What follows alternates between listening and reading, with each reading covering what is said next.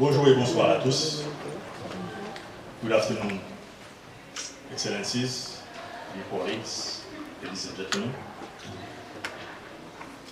Messieurs les révérends prêtres et pasteurs,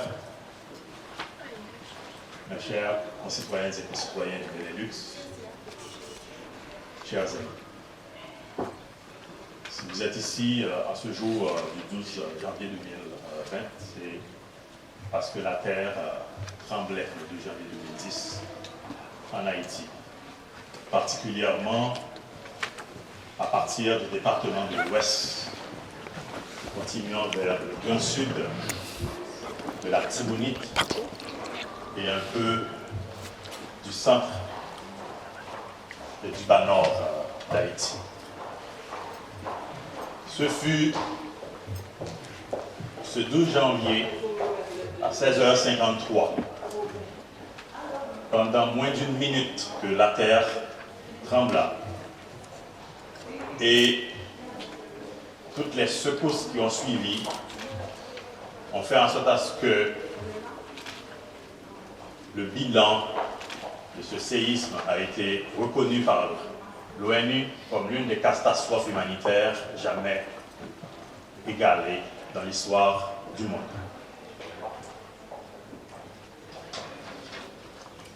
Nous vous remercions d'avoir fait le déplacement par signe de solidarité avec le peuple haïtien, les chers coopérants, les chers amis, mais vous aussi, concitoyennes et concitoyens, pour se souvenir de ce jour triste et mémorable dans l'histoire de ce pays, notre cher Haïti. On dit souvent dans notre milieu, pas oublier, côté Mac, songer, on se souvient. Aujourd'hui, parce que nous avons marqué tremblement de terre ça dans Ken, sous Pône, dans mi-temps ville comme village depuis Joussa. Excellencies, dear colleagues, we know most of you don't speak French, but you do understand. So I appreciate your understanding when it comes to what we offer on that day as a way to remember about the terrific disaster that occurred. We really appreciate your presence. We do understand that we are sisters, brothers, and we really enjoy your presence. May you feel at ease in a way to enjoy what he's offering, in a way that your support will be definitely felt and cherished by each one of us in our community. Thanks again, Excellencies, for your presence, and our dear colleagues for so many embassies that confirm their presence, and our dear friends in the community, European community. Comme nous l'avons mentionné, il y a eu un bilan désastreux. Et je me tiens devant vous. Je m'appelle Jean-Pierre Edmond, je suis ministre conseiller et chargé d'affaires intérimaires à l'ambassade d'Haïti auprès du Benelux et de la mission près de l'Union européenne. Ce bilan, en dépit des chiffres qui ont été présentés à travers les années, l'ONU a pu confirmer que ce séisme a été non seulement une catastrophe humanitaire, où on parle de 222 570 morts, 310 920 blessés, 1 510 885 personnes devenues sans abri, et les dégâts matériels ont été évalués à 7,8 milliards de dollars. Et ça vient de quelles statistiques? Mais on parle de 105 000 résidences qui ont été détruites, 200 000 résidences endommagées, 1300 écoles détruites et 50 centres hospitaliers et hôpitaux détruits, sans compter les divers ministères, les divers bureaux. Nous avons perdu 20% du personnel de la fonction publique, sans compter 40% à quitter Haïti très rapidement à travers la frontière de la République dominicaine, où, après un certain temps très rapide, 60% du personnel de la fonction publique n'était plus disponible. Alors, nous sommes ici, non seulement pour nous rappeler de tous les disparus, mais aussi pour les gens que nous avons eu la chance de rencontrer après le tremblement de terre parce qu'ils ont survécu. Aujourd'hui, nous vous offrons plusieurs témoignages des gens qui ont vécu le terrible tremblement de terre, des gens qui ont été blessés dans leur chair, qui ont survécu le drame et qui ont perdu des biens. Nous vous invitons à se souvenir de ce jour, étant donné que le programme est assez élaboré. Je ne vous retiendrai pas plus longtemps dans ces propos d'introduction pour vous dire, premièrement, merci d'être venu, mais aussi de vous mettre à l'aise pour se souvenir avec nous, en pensée, en prière, et en expression de solidarité. Je suis vraiment reconnaissant du fait que vous avez répondu à notre invitation. Donc, sans plus tarder, je vais laisser la place à Madame Janvier qui va faire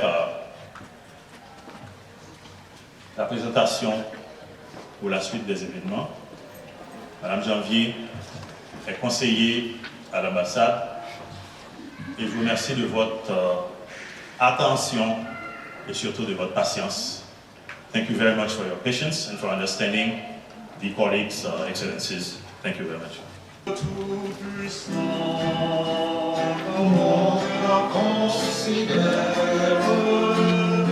tout l'univers.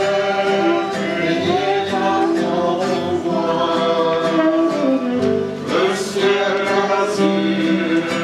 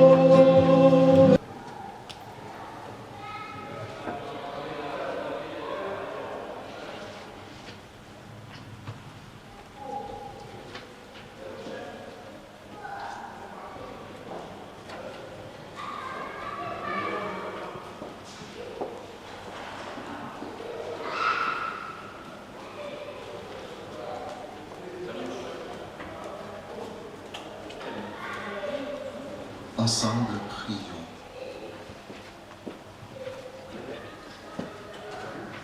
Dieu notre Père, tu es le Dieu miséricordieux, Maître de l'univers. Nous te rendons grâce pour tes merveilles et ta présence dans notre vie.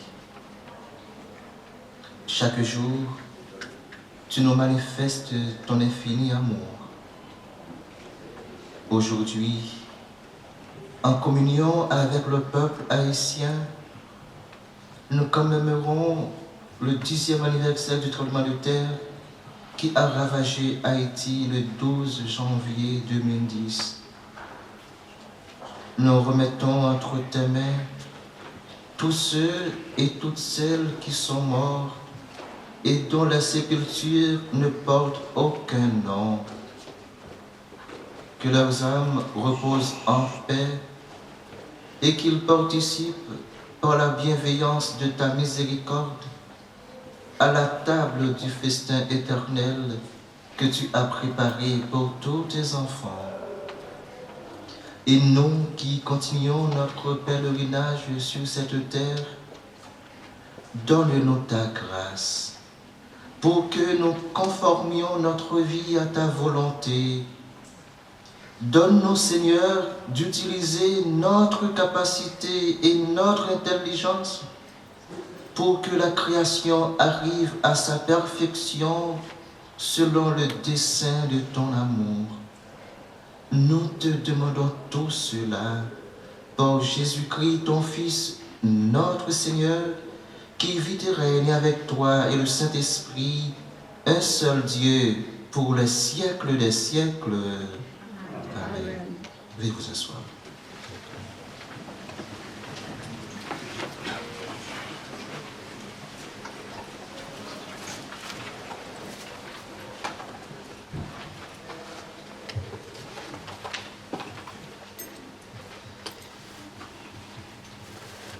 Nous allons écouter maintenant la parole de Dieu et on va entonner ensemble un chant d'Alléluia.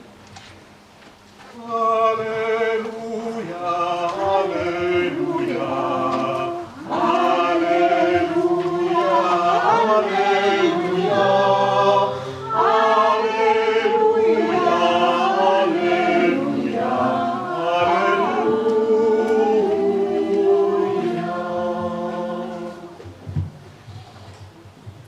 lecture de la lettre de Saint Paul apôtre aux Romains au chapitre 8, les versets 18 à 25.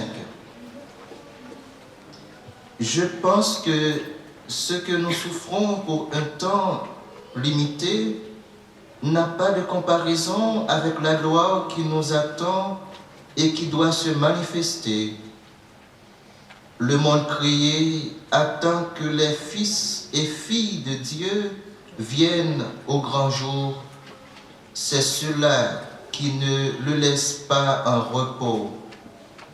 Car si la création actuellement ne peut rien faire de valable et durable, cela ne vient pas d'elle, mais de celui qui lui a imposé ce destin.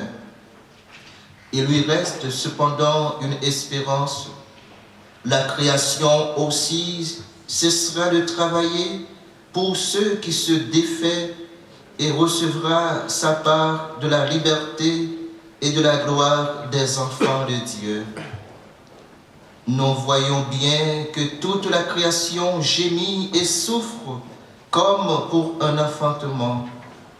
Nous-mêmes, bien que nous ayons reçu l'Esprit comme un premier don, nous gémissons en nous-mêmes dans l'attente de notre droit de fils et de la rédemption de notre corps. Déjà, nous sommes sauvés, mais tout reste une espérance et dès qu'on voit ce qu'on espère, ce n'est plus l'espérance. Comment espérer ce que déjà on voit? Espérons donc sans voir et nous l'aurons si nous persévérons. Parole du Seigneur.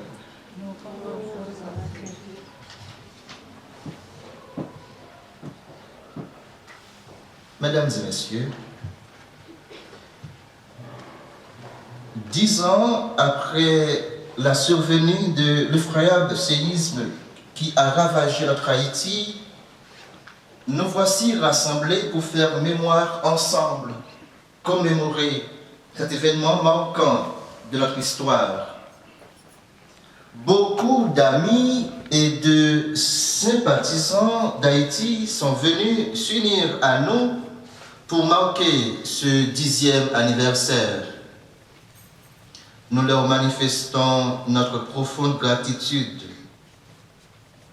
Toutes et tous, nous reconnaissons que ce séisme du 12 janvier 2010 est une catastrophe qui a marqué et qui continue de marquer l'histoire du peuple haïtien.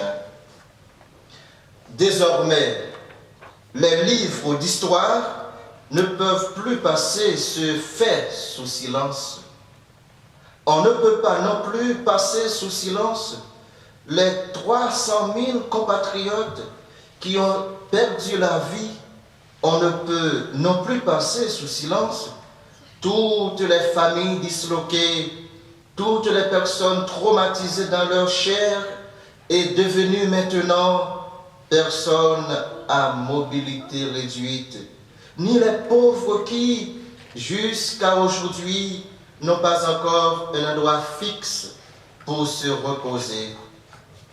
Oui, 12 janvier 2010 a laissé des cicatrices dans la mémoire et dans la chair du peuple haïtien.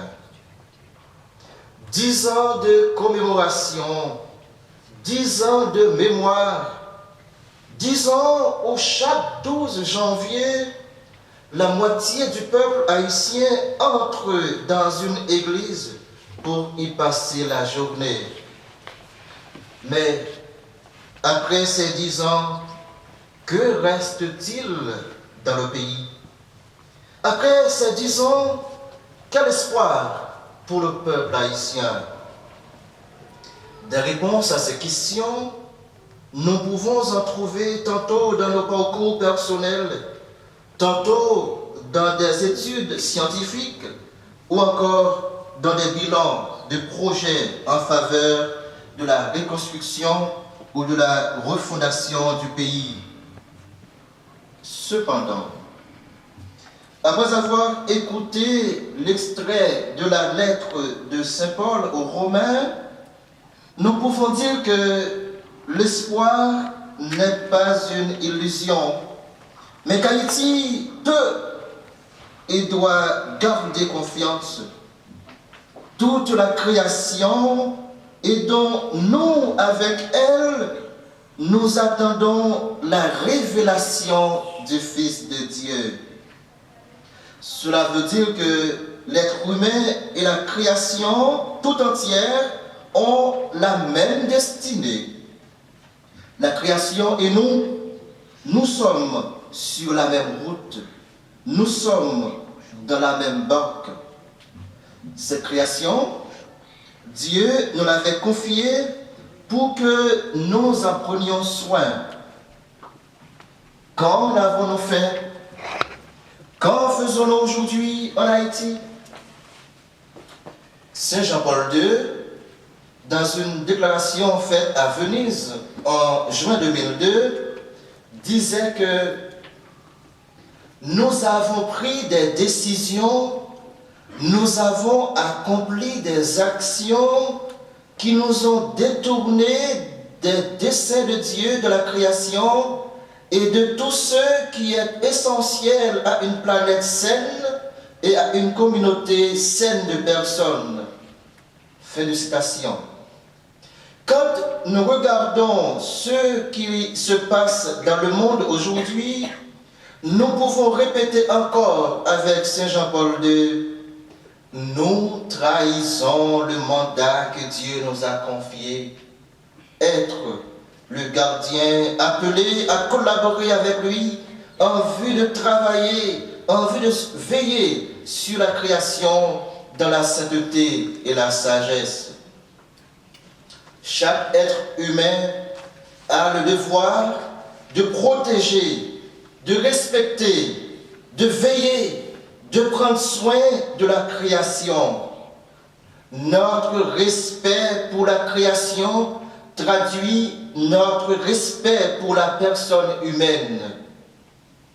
Pape François, parlant de l'univers comme notre maison commune, dit dans Laudato Si, il parle de l'urgente nécessité de sauvegarder cette maison commune.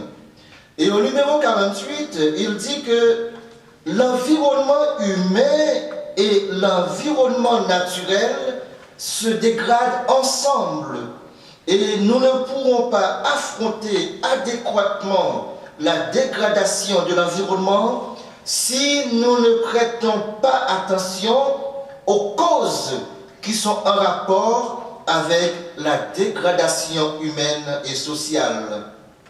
Fin de citation. 10 ans après le séisme qui a secoué notre pays, quelles décisions ont-elles été prises pour protéger notre environnement et notre population, particulièrement les plus pauvres et les plus fragilisés? Nous ne pouvons pas parler d'une autre Haïti pour demain s'il n'y a pas aujourd'hui des décisions urgentes qui sont prises pour protéger notre environnement. Encore, Saint Jean-Paul II nous dit, la société actuelle ne trouvera pas de solution aux problèmes écologiques si elle ne révise pas sérieusement son style de vie. Quand la nature crie au secours, quand l'environnement crie sa désolation, c'est toute l'humanité qui est menacée. Et nous ne pouvons et nous ne devons pas perdre l'espoir. Non seulement les Haïtiens, mais aussi chacune et chacun de nous devons toujours espérer et tendre vers une vie meilleure. Haïti, notre Haïti chéri, doit redevenir un lieu où il fait beau et bon de vivre. Haïti, notre Haïti chéri, doit cesser d'être un pays étranger pour les Haïtiens eux-mêmes. Travaillons tous ensemble, tant ceux qui sont à l'extérieur que ceux qui sont en Haïti, pour changer le visage de ce pays, notre Haïti chéri. Que Dieu bénisse Haïti, qu'il donne sa sagesse aux responsables, afin que ceux-ci prennent soin de ce beau pays pour que notre Haïti renaisse de ses cendres. Vive Haïti, Haïti pas péri.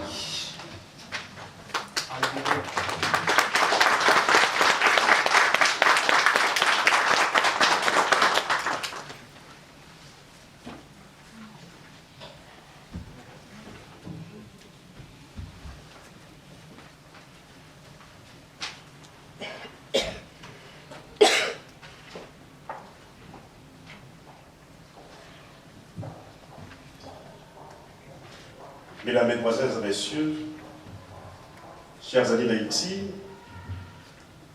je vous invite à la lecture de Ésaïe 51, au verset 3. Ainsi, l'Éternel console Sion.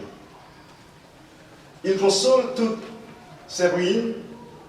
Il rendra son désert semblable à Éden et sa steppe au jardin de l'Éternel.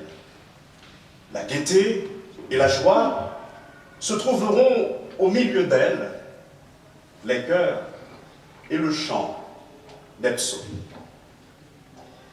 Ce texte d'Ésaïe 51 s'inscrit dans le cadre d'un projet global de reconstruction du peuple d'Israël, le peuple de Dieu.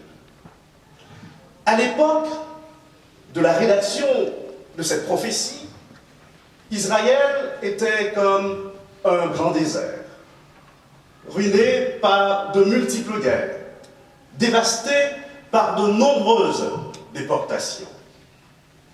Toute la nation cherchait en vain son secours auprès d'autorités parfois étrangères, puisque de l'intérieur, le désastre était à son comble. Oui, à cette période de son histoire, en tant que peuple, Israël était à genoux. Cette prophétie de consolation globale est à la fois immédiate et eschatologique. Immédiate parce que la réparation était urgente, car les ruines réelles. Et puisque les ruines ne peuvent pas être éternelles, Dieu appelle son peuple au rassemblement. Il n'est pas question de compter sur les dieux étrangers. Celui d'Israël est vivant. Celui d'Israël est tout-puissant. Il n'est pas non plus question de s'apitoyer sur son sort. La volonté